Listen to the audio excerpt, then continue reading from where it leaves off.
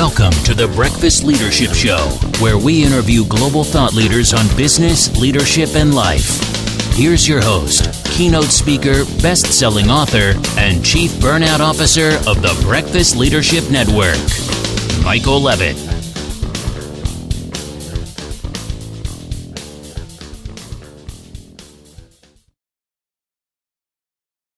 Welcome back. I've got Scott Martin on the line. Scott, how are you?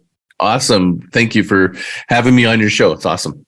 Oh, I'm really looking forward to this conversation. Love your book and the work you're doing. So for those that don't know you, why don't you share a little bit about yourself and then we'll dive into the conversation. Sure. My name's Scott Martin. Been professionally, I've been in the branding, marketing, growth, intersection for the last 28 years. I've owned my own agency, worked at large agencies. I've sold and bought a couple of companies already. And now I'm just specifically having a consulting firm around sustainable growth marketing, sort of intersection of a creative brand and growth. And so I've recently published a book called Groundswell. And that book just came out in March. And it's the unseen wave of business growth and just... It's really a book for people that are looking to make an impact on the world. And there's patterns that I've seen in business. And the first half of my life in my business was all data-driven, science, measuring. And what I've seen is some of the indications of massive growth are not always things that are very obvious and seen. So my book is about that. That's great. And we'll definitely dive into the book in a moment. But the sustainable growth, and it was one of the things that jumped out at me, and it was kind of a theme, was a lot of people, and this kind of ties into what you said a moment ago about the first part of your career. They're looking at information and they're basically focusing on the here and now. Okay, we're going to do this for this and this, and in a very, short window, not thinking, a couple years out. And again, that can be difficult because, well, if you think back to the last 3 years, it's been a little different than what we've been accustomed to. But having said that, it's still figuring out what will our future customers need from us? What kind of products or services will they need from us a few years down the road? What can we start now so we can create that need? Or, to pick on Apple, they've been great at creating things that we need that we didn't know we needed. The word need can be, construed differently, I guess, but they've created such a demand for, a lot of their products because there are things that, we didn't know we needed. And that's one of the beautiful things about branding and marketing is, it's storytelling. It's getting people to find things in life, services or products that, make their lives better. So, what got you interested into this kind of field and this work? What got me into this? Yeah.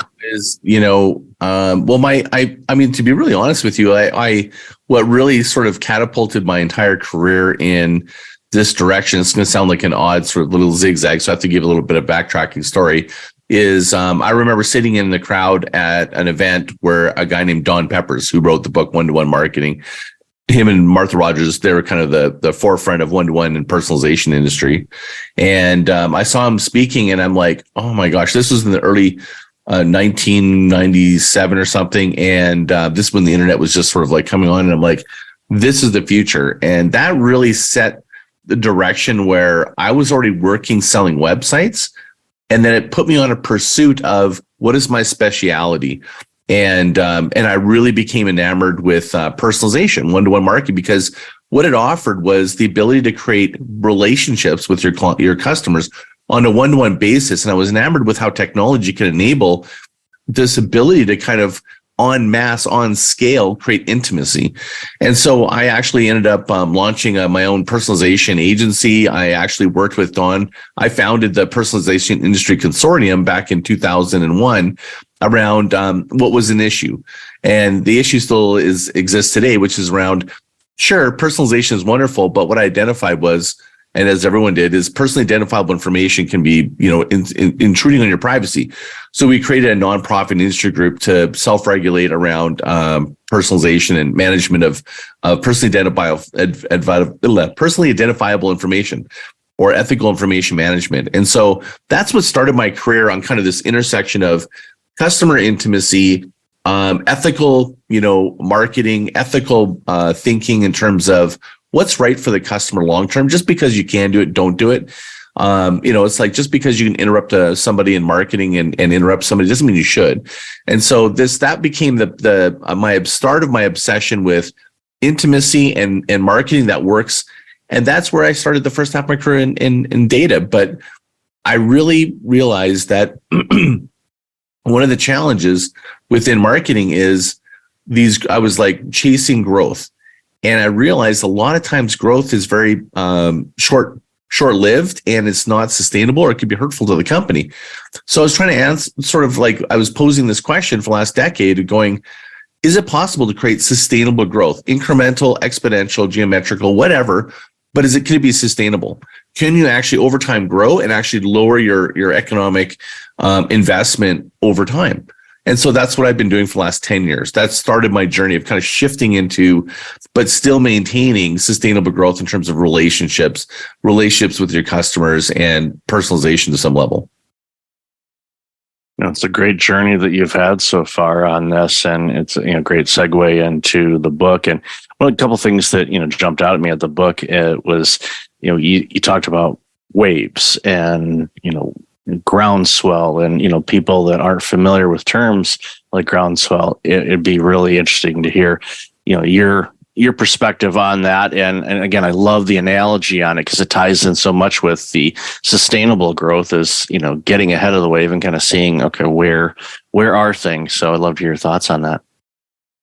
It's such a good question because when I've been so focused on looking at business and all the patterns, pattern matching, pattern identification, differentiation, and creation around growth. And what I recognized was I just love nature. You can tell my background. I've got a jungle in my background. And as a kid, I grew up in the jungle in the Philippines. I was a missionary kid, so I've lived around the ocean. I've been a surfer and I've just been around nature. And I've realized the best teacher of sustainable growth is actually nature. And so that's actually gave me a light bulb moment where I'm like, I just love surfing. And I realized, I remember I was like looking at the patterns of waves, and that's what built the construct, which ironically is based on Don Peppers and Martha Rogers, which is how do you get customers, grow customers, and keep customers? And I realized a wave. And like a wave is like build, give, grow, transform. It's an iteration of the get, grow, keep. If you think of a groundswell is out in the ocean, how it starts is most people, when they think of waves, there's two types of waves. There's like wind waves, which are kind of close surface wind waves. And if to the naked eye, maybe for most people, it doesn't seem any different than a groundswell, but a groundswell is very different.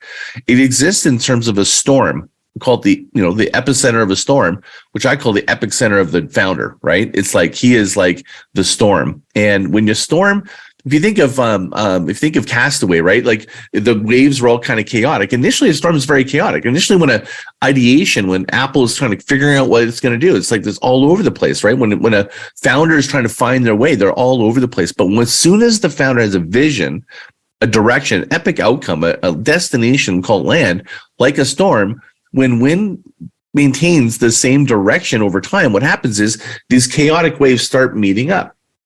And they start working together, and you start creating exponential energy that's moving. And from the air, what happens is they look like corduroy jeans or soldiers marching towards the coast. And what it does is it moves. So it's like it builds this energy. It moves. It's moving towards the shore. You can see the movement now on the surface. Now it becomes visible. What's visible is wind is invisible, but what becomes visible is this pressure against the water. And then it changes as it hits the land, and then transforms into a wave when it breaks. So these are the four, and I'm like, that pattern actually works in nature, right? There's a build, give, grow phase in plants, right? Like the build phase is like, and I call the build phase for entrepreneurs is like you're building, you're planning, you're thinking, right? You're building your storm, you're thinking about stuff. But energetically, it's like a bowstring. It's going the opposite direction. And I realized that was such an important component because most people don't take the time to just go backwards. Most entrepreneurs just want to go, let's go. Taking the time to plan, think, and work. So build is like it's like winter, you're in hibernation. But then give is when you're planting the seed. It's like give is I call it the give is the new get. It's like, instead of trying to think about getting customers, what are you giving the world? Like Apple was trying to give a new way of things you never even thought of, right? That's their gift to the world, right? So that innovation is a gift. Give can be how you energetically look at giving.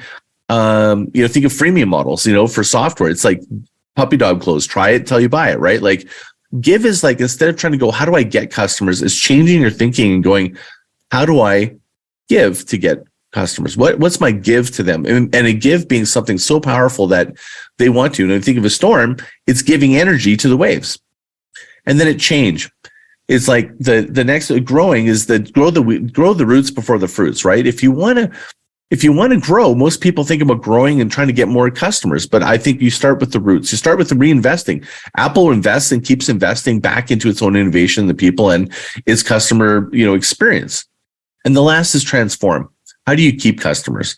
That transformation of the wave is when it actually transforms from what was one thing to it's all the energies in that point. And we think of transformation that's what I'm calling the ultimate growth loop. Because if you transform somebody, right, it moves into move, change, transform. If you transform somebody, it's different, because if I move products, I'm just moving. It's moving energy, right? I'm moving my wave. The wave is moving. But if I change you from a PC user to Apple user, that's where word of mouth lives, and I'm willing to tell other people. But if you transform me, meaning I'll never buy another computer the same way. If I never will buy a ticket the same way, I never read a book the same way, whatever. Think about marketing the same way, then people are compelled to tell other people, and that becomes a growth loop. And that's really the basis of, I look at nature and all the different things in nature, and I'm like looking at that as being, that is the ultimate sustainable growth marketing model to follow.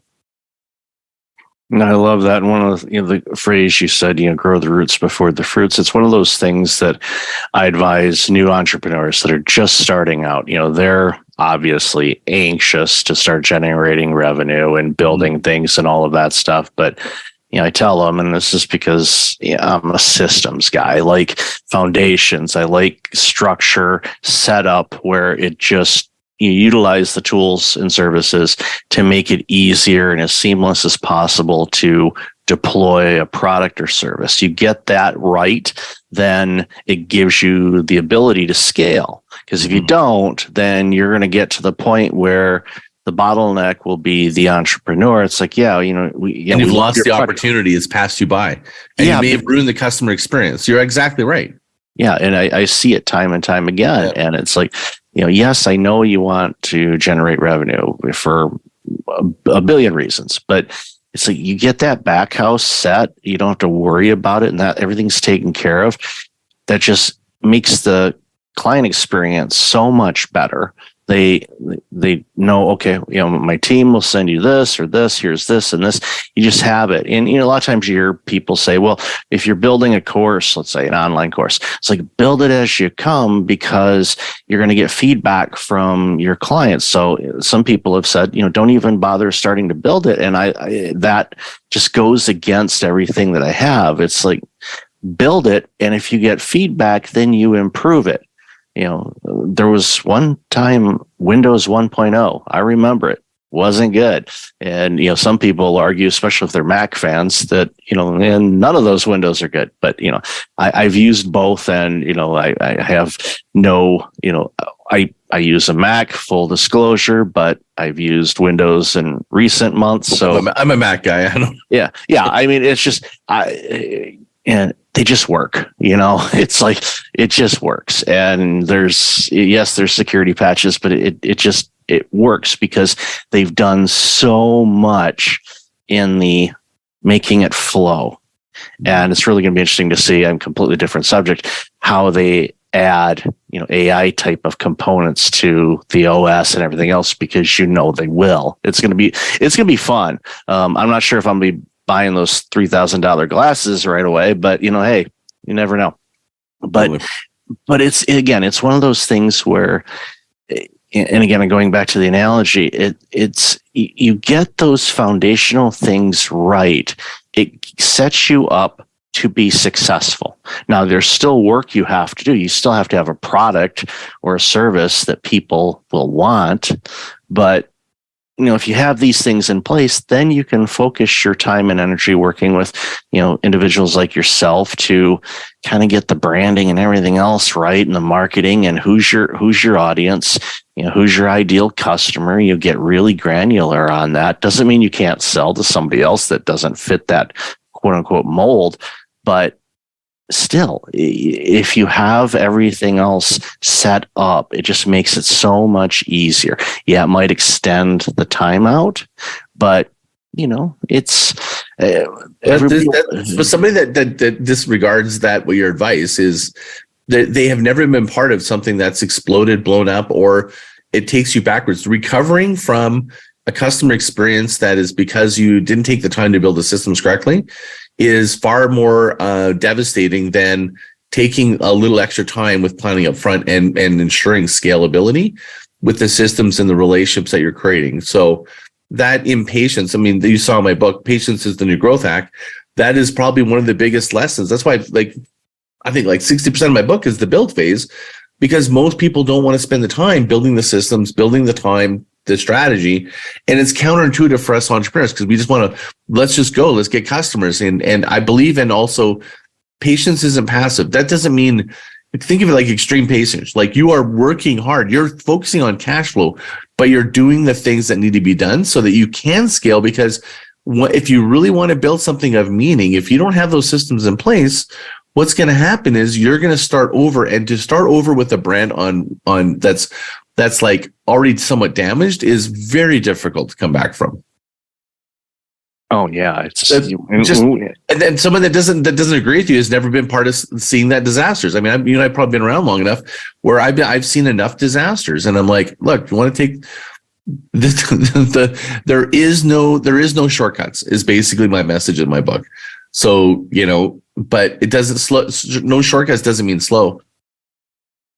Yeah, you can have things take off really quick. We've seen that, and it's just, if you have a product or a service that makes people's lives easier or solves a problem that they have, you find those people, and they see what you have, and they find you, then that will that'll obviously give you a good chance to be successful on it. But and I agree with you wholeheartedly. It's like, if you misfire or you do something, and we've seen all through history, where the media or somebody else will jump on a brand or something because they misfired or did something wrong, or you name it. And not to get any political talk or anything like that, but we've even seen it in recent times too, with certain brands doing certain things and upsetting people, and it impacts their stock price and all that kind of stuff. So people are very,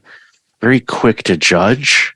And believe me, I wish that wasn't the way in life or in brands and things like that. But someone can make a decision about your product or service, and if it's not rock solid, they're going to go, ugh. And you're not going to get them as a customer, even say, hey, we've improved it. And I remember, I've seen products that I've had pitched to me and it wasn't ready. And, they came back, they say, we've got it improved and all of that. And I'm like, once you lose it, you lose it. Yeah, and unless I was still in need of something, then I would, I may give them another opportunity. But in many cases, I've moved on from that and I found another solution. And it's like, okay, it's not, I don't think you're going to be able to do anything to wow me, to change me from, switching from this to this.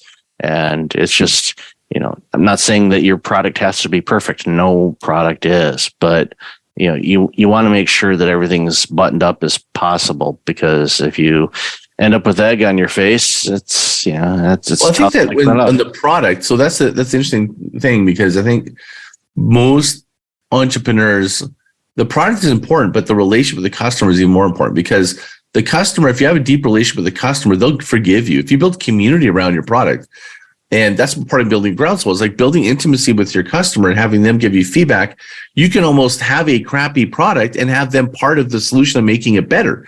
You're seeing that with people that create community around beta products, and they know it's janky. They're actually okay with it because they're now you're bringing them along in the journey, right? Like the idea of a groundswell is like an uprising, right? It starts from the ground up. It's like a movement, right? Like Black Lives Matter, that meant to be a movement, but it wasn't really trying to just be a movement, right? It was trying to create change. And ultimately, even that was like ultimately change the way that we think, right? Like move, change, transform.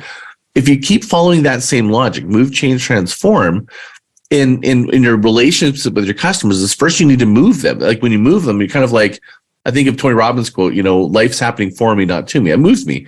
You listen to music, it moves you, but you don't tell the world. That's how business, that's the foundational stuff. You have to move energy, move products, move services. But if you can change customers, you bring them along, like change their opinion, get them, work with them and change their sort of like alchemy of like how they feel the relationship with you. Now you've got where word of mouth lives, and that's where most businesses, if they're doing a good job. But if you transform them, meaning you bring them into the process, they're no longer a customer. They see themselves as an investor. They see themselves as an invested stakeholder. They see themselves part of a community. That's transforming from a customer to a different person, and a human that's actually part of your business. Then you actually can make them. You don't need to have a perfect product. They'll be along on the journey with you. And I think that's one thing that if entrepreneurs shifted some of their energy in the relationships, they could get away with not having to make a perfect, because how many perfect products has been there? And there was crickets and they weren't able to launch it. They ran out of money. They didn't have the audience. They didn't have buy-in. There's a whole bunch of different reasons. And I'd end with this one quote, which is I tell entrepreneurs, there's this great quote from an African proverb. It says, dig a well before you're thirsty. Think about that. How many people are building products in a cave and they haven't even thought about building their audience, right? So part of building a groundswell is like bringing them along, building an audience before you need it. I always find it crazy. For years, someone's going to go, Scott, can you market this? I built this. It's perfect. I spent all our money on this. And I'm like, well, do you have any customers? Like, do we have like, what? No, can you find them? And I always thought that was backwards. And now I think that with this world that we live in, with AI, with community and stuff, you're going to see a shift in marketing and branding where it's going to go, I have this huge audience. How can I serve them? I'm listening to what they're saying, and this is what I'm bringing to them. It's a complete upside down model that I think is coming. And I think that businesses like Apple, in some ways, they're doing that. Smart companies are like, I think the gaming companies are the ones that really get this, because they get so much feedback from the gamers and stuff, like to make the iterations. As a matter of fact, they bring them they have like pods of people that almost reconfigure and design the future state of what their games are. So I think that there's a shift coming, and it's going to be audience first, products coming into the audience. I hope that is, and I agree with you. I think that's where it's going to go, and it brings it back to the relationship piece. And when people feel that they have a stake in it, whether it's in a beta program or an advisor or an insider group, we're thinking about doing this. Okay, what are your suggestions? And you offer it. And, I'm a part of a few of those things and done some advisory work in my career. And it's just, it's great. It's like, here's from my vantage point. If they use it, if it makes sense, great. If it doesn't, great. It's just an observation, but having that ability to have some input and shape some things makes a better product, because it's actually serving the needs that your customers have and not what you think they have. When the customers actually tell you what they need and you give it to them, they're going to be pretty happy about that. The marketing headline is totally different. I created what you asked for. We listened. You told us what to do. Here it is. Like, different than going, hey, what do you think? It's really what it's. I actually think what's happening in my mind is nobody has an appetite for marketing. Marketing is like economic waste, really, if you think about it. I'm actually against marketing, which is crazy because I'm in marketing. I love marketing, but I don't love marketing because I want to do more marketing. I love the thinking around how to be creative and do less marketing. And the way to do less marketing is to be remarkable. I love that quote. Advertising is tax you pay for being unremarkable. It's like become remarkable. And the way to do it is to have intimacy. And the closer you can create your client intimacy, have them be part of the groundswell, making the movement to create the change with you, what you're doing and transforming together. That's why I think community is such a powerful thing. And that's what the core of a groundswell is, creating a community, creating a group of people that are moving in a direction. Yep. And you do that, you're going to be thriving as a business. So absolutely love this conversation, Scott. Where can people find out more about you and all this amazing work? Yeah, you can get a free chapter in my book, 50 pages. It's groundswellfreechapter.com. And Groundswell Origins is my business. But I would just encourage anybody to go to my free area. I've got a free community where I have so many free resources. And just go to groundswellinnercircle.com. I'm going to be having a workbook. I can have a bunch of more resources for my book there. And groundswellinnercircle.com is going to be also a free area. And you can be part of my community. I'd rather make my first interaction with, if you want to talk to me or learn more about me, is free resources. And the last is I have a groundswellpodcast.com is my podcast if you want to hear a little bit more about some of the philosophies and the journey towards building Groundswell. I'll definitely have that information in the show notes. So Scott, thank you again for this amazing work. And again, thank you for being on the show. Really appreciate it. Thanks for having me.